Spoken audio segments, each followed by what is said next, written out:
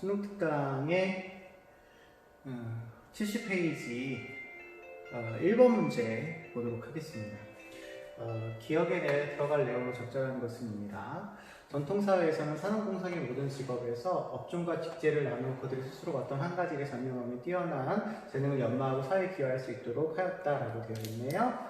한 가지 일에 전념했다라고 하는 건 한 사람이 다양한 역할을 수행하는 것이 아니라 전문 직종 한 가지씩을 가지고 했었다라는 거죠. 그 역할이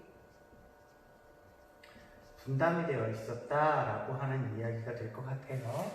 그랬을 때 선비는 학문과 도덕에 능통하여 사람을 가르치고, 농민은 농사에 능통하여 사람을 먹이고, 공인은 기술에 능통하여 편리한 용기를 만들어내고, 상인은 장사에 능통하여 재화와 유통하여 값지게 쓰도록 했다. 이렇듯 전통사회에서 직업을 통해 뭐뭐다 이렇게 이야기하고 있습니다.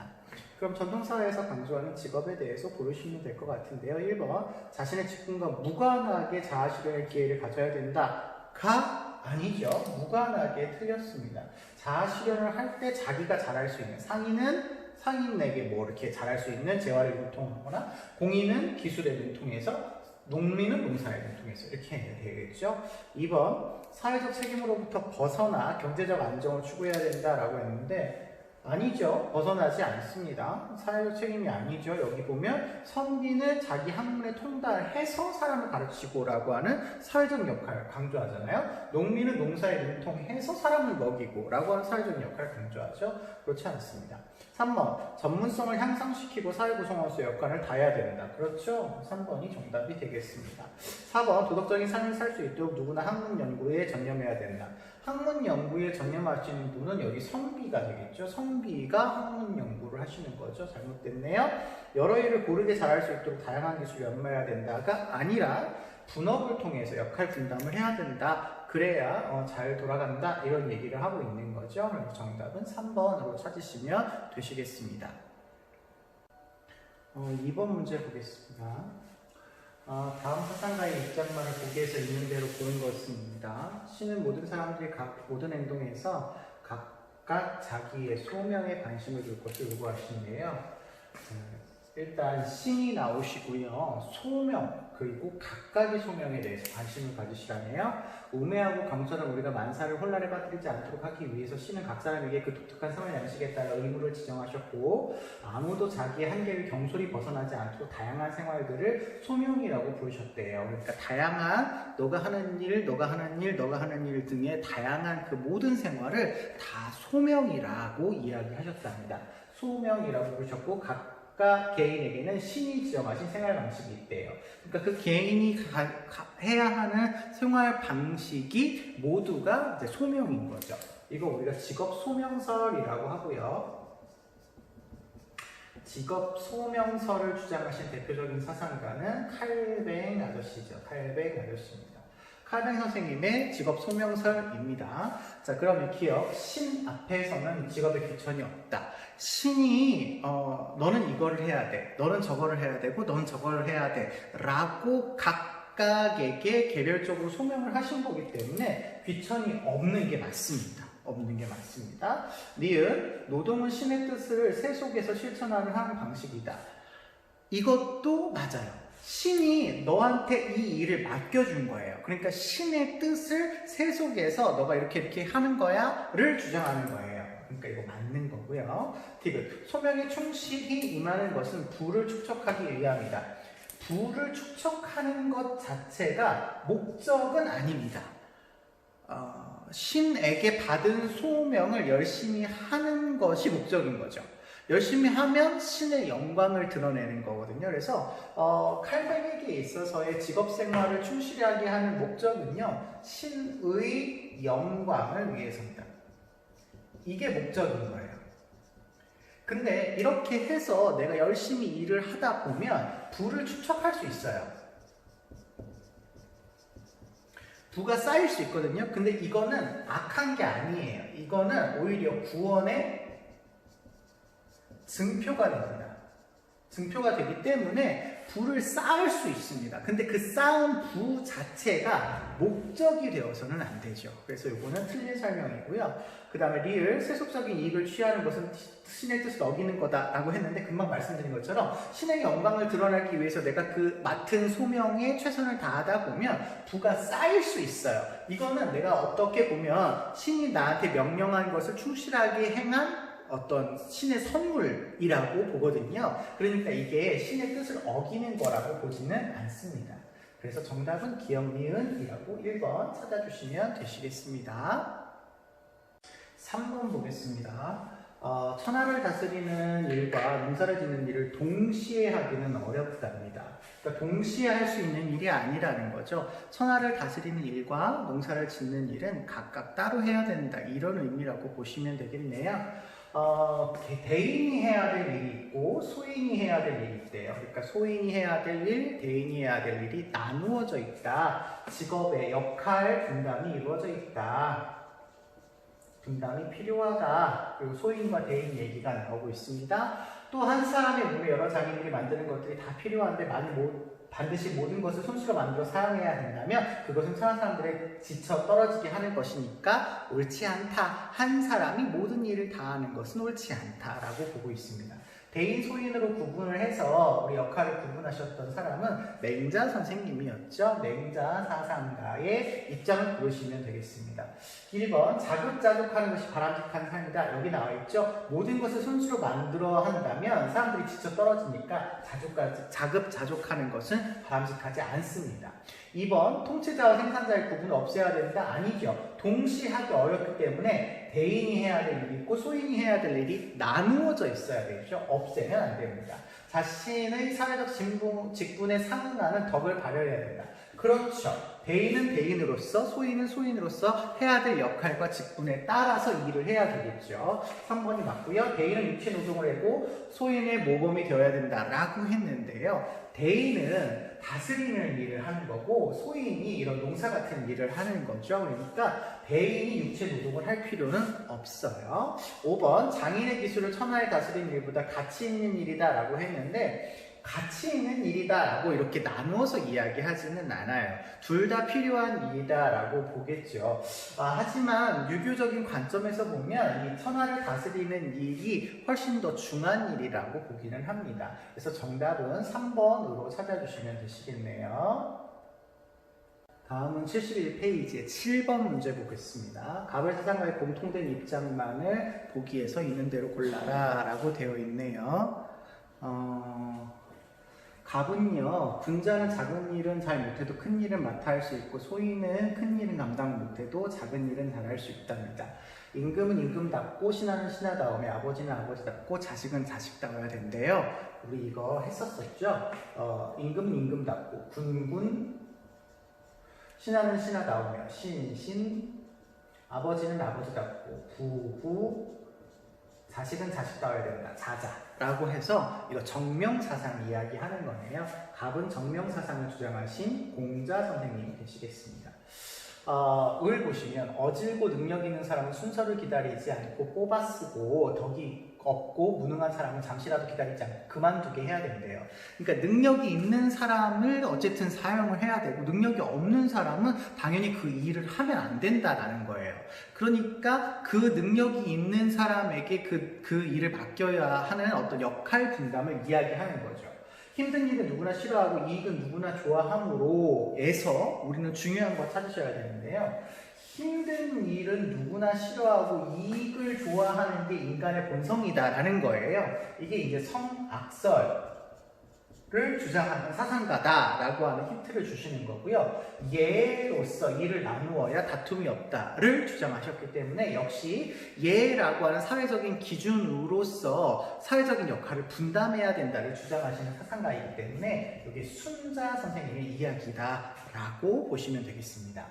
우리 유교에서 공자와 맹자 선생님은 비슷한 맥락을 가지고 있지만 순자 선생님은 약간 다르다라고 했는데 이 부분, 성악설을 주장하는 부분이 좀 다르고요. 유교의 맥락에서 내가 열심히 수양과 수기 이 공부를 해가지고 도덕적인 인격 완성을 이루어야 된다는 점에서는 공자 선생님이나 순자 선생님은 같은 맥락을 가지고 있어요. 그래서 그 부분에 유의해서 문제 풀어주시면 되시겠습니다.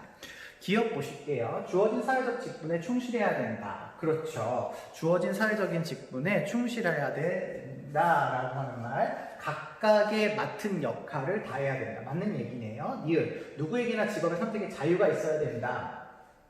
이거 잘못된 표현이죠. 내가 하고 싶은 일을 하는 게 아니라 할 수 있는 능력에 맞게 일을 하셔야 되는 거예요. 능력에 맞게 일을 하셔야 되는 거죠. 공자 선생님도 임금은 임금다워야 되는 거니까 임금다운 사람이 임금이 되어야 되는 거죠. 여기도 마찬가지로 능력이 있는 사람들을 뽑아서 써야 되는 거예요. 그냥 내가 하고 싶다고 해서 다 할 수 있는 게 아닌 거죠.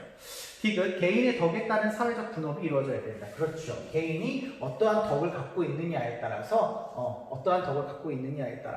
여기 덕이 없고 무능하면 안 쓰는 거고 덕이 있으면 쓰는 거고 그러니까 이거 맞는 거네요. 리을, 군자는 정신노동과 육체노동 모두에 통달해야 된다.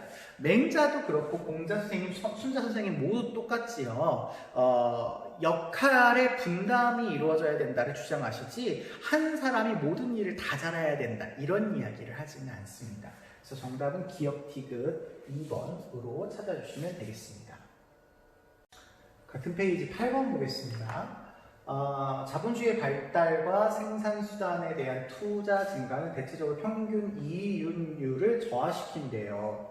자본주의가 별로 좋지 않다는 거네요. 자본가는 이를 상쇄하기 위해서 노동자에 대한 노동 착취를 강화한답니다. 노동자와 자본가를 대립적인 관계로 보고 있다는 거죠. 노동력의 가치 이하로 임금을 가치 이하로 임금을 인하시킨대요. 그러니까 노동자에게 적게 임금을 준다. 노동자의 노동은 기계장치의 확산과 분업 때문에 자립적인 성격을 잃어버렸어요.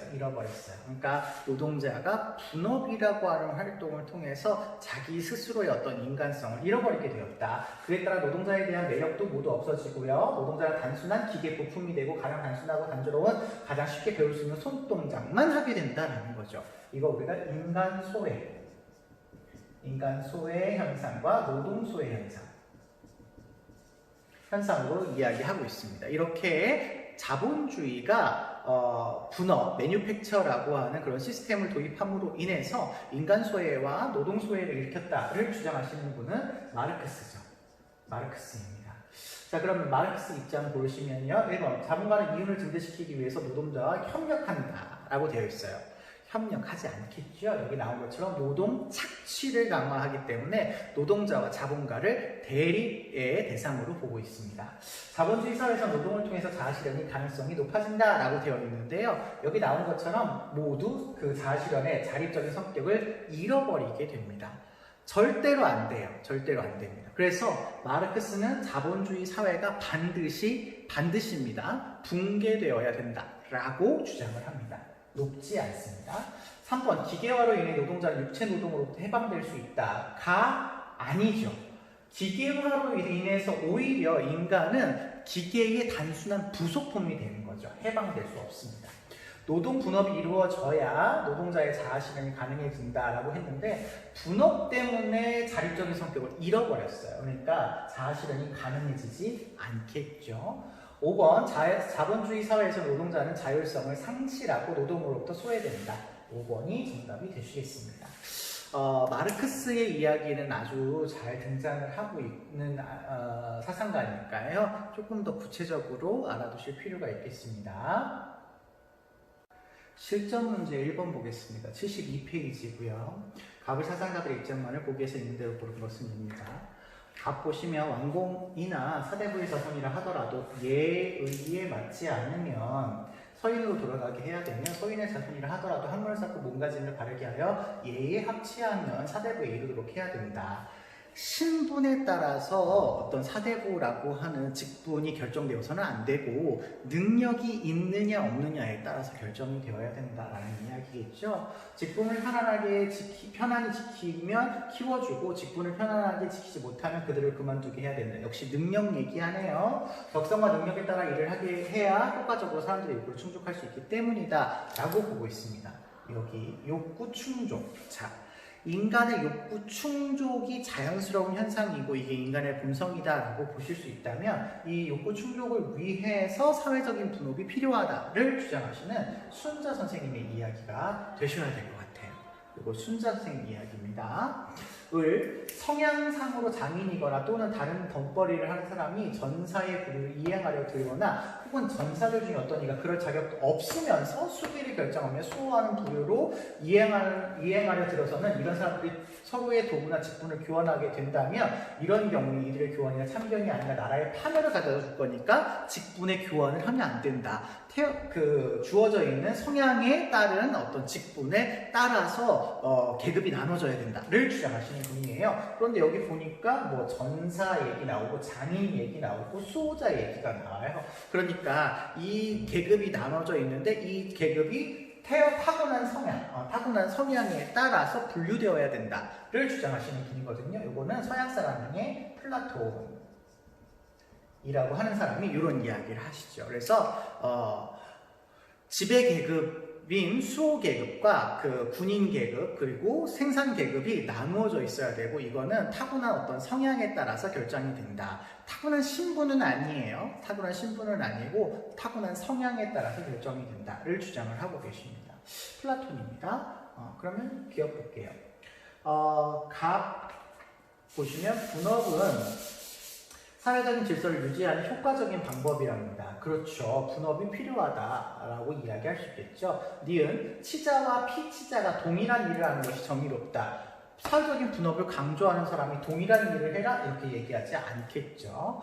그 다음에 을은요. 개인의 선택에 따라서 계층 이동을 자유롭게 해야 된다. 아니죠. 개인이 원한다고 해서 계층 이동이 되는 게 아니라 능력이 있느냐 없느냐에 따라서 결정이 되어야 되겠죠. 리을, 갑, 을 모두에 해당하는 것인데요. 개인의 사회적인 역할의 능력에 따라 구분되어야 된다. 그렇죠. 능력에 따라 타고난 성향이나 능력에 따라서 결정이 되어야 돼요. 타고난 성향이 운동을 잘할 것 같다. 그러면 군인, 전사가 되어야 되는 거고 타고난 성향이 장인이다. 그러면 장인이 되어야 되는 거고 이런 거죠. 그래서 능력에 따라 구분된다라는 말이 맞는 말이네요. 정답은 기억과 리을. 정답 2번 찾으시면 되시겠습니다. 73페이지 3번 문제 되겠습니다. 다음 사상과 입장에 모두 V를 표시한 학생은 이라고 되어 있네요. 어떤 사람은 마음을 수고롭게 그래서 여기 한문이 노신이에요. 한문을 여러분이 아실 필요는 없습니다만 이 문제를 조금 더 효율적이고 효과적으로 풀기 위해서는 이렇게 눈에 자주 나오는 한자들을 익혀두는 게 좋겠습니다. 어떤 사람은 몸의 일을 수고롭게 해라고 써요. 노력이네요. 노력. 해야 한대요. 마음은 수고롭게 하는 자는 남을 다스리고 몸의 힘을 수고롭게 하는 자는 남에게 다스림을 받는데요. 그러니까 이게 나누어져 있는 거죠. 몸과 마음을 수고롭게 하는 사람의 역할이 분화되어 있다라는 거예요. 남에게 다스림을 받는 자는 남을 먹여 살리고 남을 다스리는 자는 남의 의에 먹고 사는 것이 천하의 보편적인 원리라고 보고 있습니다. 고정적인 생업, 요거 한문은 항산이죠. 항산이 없으면서도 항상적인 마음, 항심입니다. 항심을 지니고 있는 것은 오직 선비만이 할 수 있어요. 그러니까 선비는 항산이 없어도 항심을 지닐 수 있다. 그런데 일반 백성의 경우는 고정적인 생업, 항산이 없으면 그로 인해서 항상적인 마음인 항심도 없어지니까 만일 항상적인 마음이 없다면 방탕하고 편벽이 되고 간사하고 사치스러운 행위를 하지 않을 수 없답니다.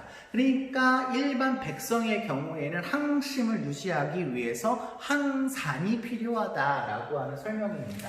누구에 대한 설명이겠어요? 맹자 선생님에 대한 설명인 거죠. 맹자의 설명입니다. 자, 그럼 맹자 선생님이 해당하는 거를 고르시면 되겠네요. 남을 다스리는 사람은 몸의 힘을 힘쓰는 일에 능해야 된다. 아니죠. 여기 몸의 힘을 수고롭게 하는 자는 남을 다스림을 받는 거죠. 아닙니다.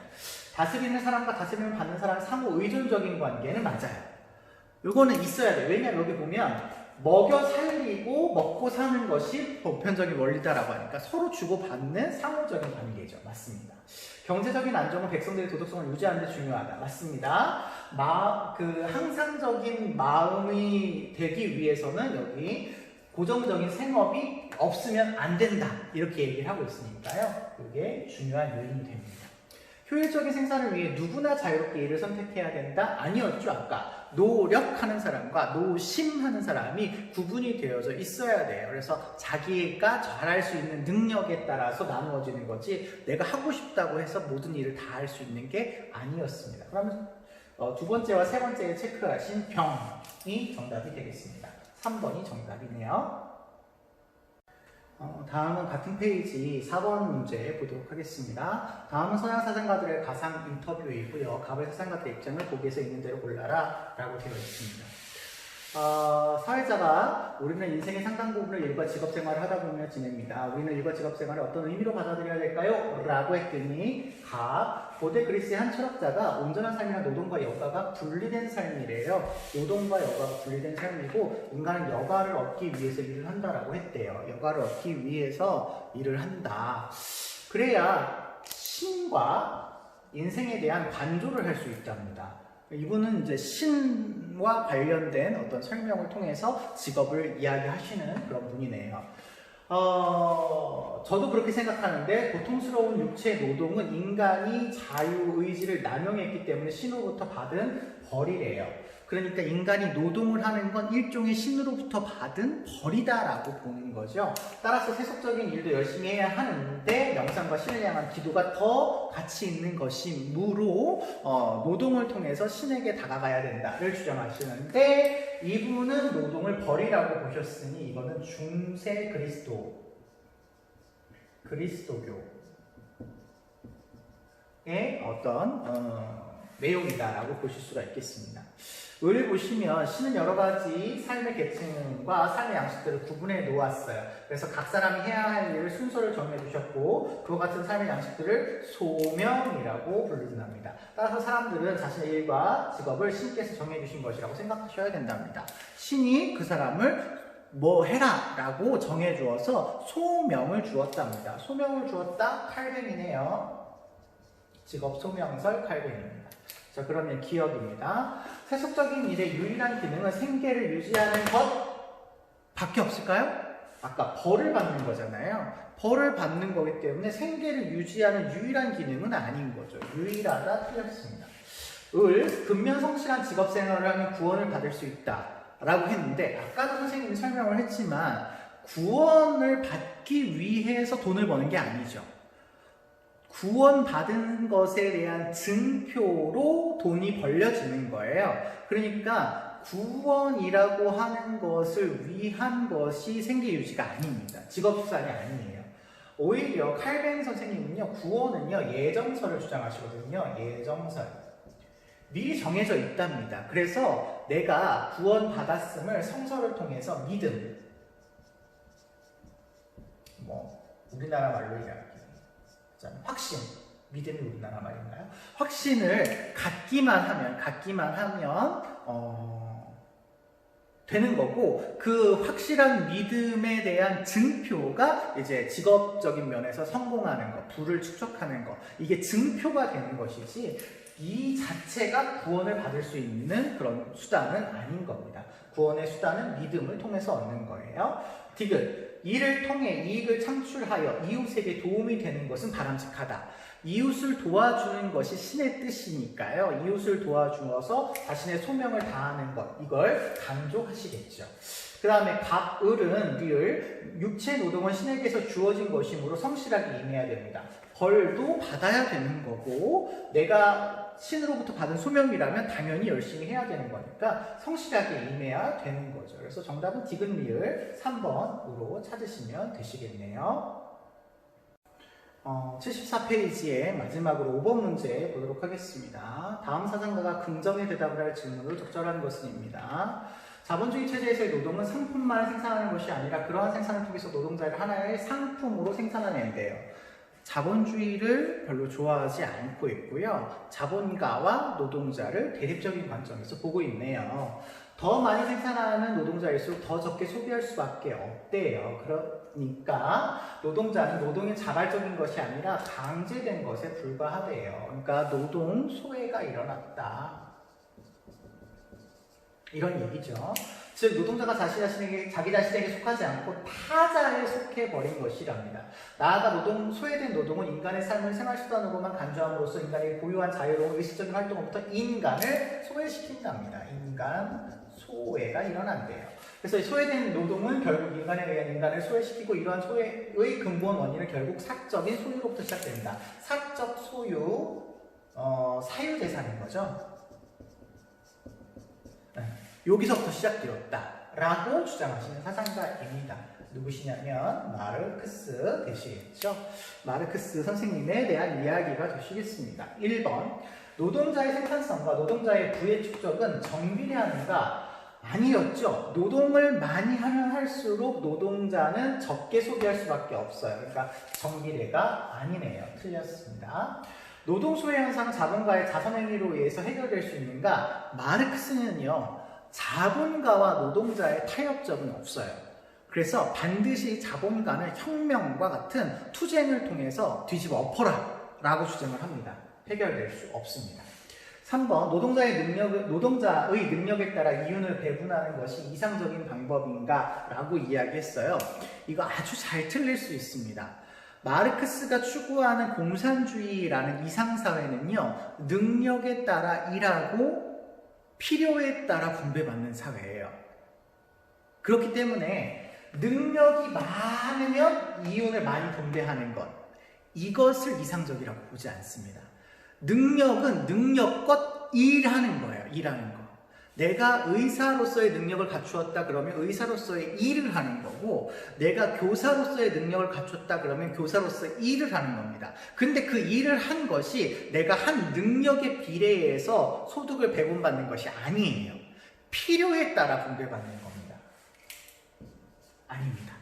그냥 내가 필요하면 내가 쌀이 필요해 그럼 쌀 분배받는 것이고, 차가 필요해 그러면 차 분배받는 거예요. 집이 필요해 그럼 집 분배받는 거거든요. 그렇기 때문에 능력에 따라 분배받는 게 아니에요. 능력에 따라 일을 하는 거죠. 4번. 이거 3번 선지 여러분 나중에 오래 익숙해지면 정말 혼돈될 수 있는 그런 선지예요. 꼭 기억해 주세요. 4번. 사적 소유물을 철폐해야지만 노동자들은 주체적인 삶을 살 수 있는가? 라고 보고 있습니다. 아까 사적 소유, 사유재산을 통해서 이런 문제가 발생했으니까 사적 소유를 철폐해야지만 노동자들이 잘 살 수 있겠죠? 정답은 4번 되겠습니다. 5번. 노동자의 인간다운 삶을 위해 분업을 확대하고 생산 효율성을 높여라. 분업은 분업은 이 노동 소외를 일으키는 그런 문제점으로 나타나게 되었죠. 그렇기 때문에 이 분업을 확대한다라는 말에 마르크스가 동의할 수가 없어요. 생산의 효율성이 높아지는 것도 마르크스는 분업을 통해서 효율성이 높아지기는 한다라고 보기는 합니다. 근데 그 생산의 효율성이 높아진다라고 해서 이 인간다운 삶이 마련되는 것은 아니라고 보죠. 그래서 분업은 폐지되어야 할 그런 어떤 운영 형태다라고 이야기를 하고 있어요. 그래서 정답은 4번으로 찾아주시면 되시겠습니다.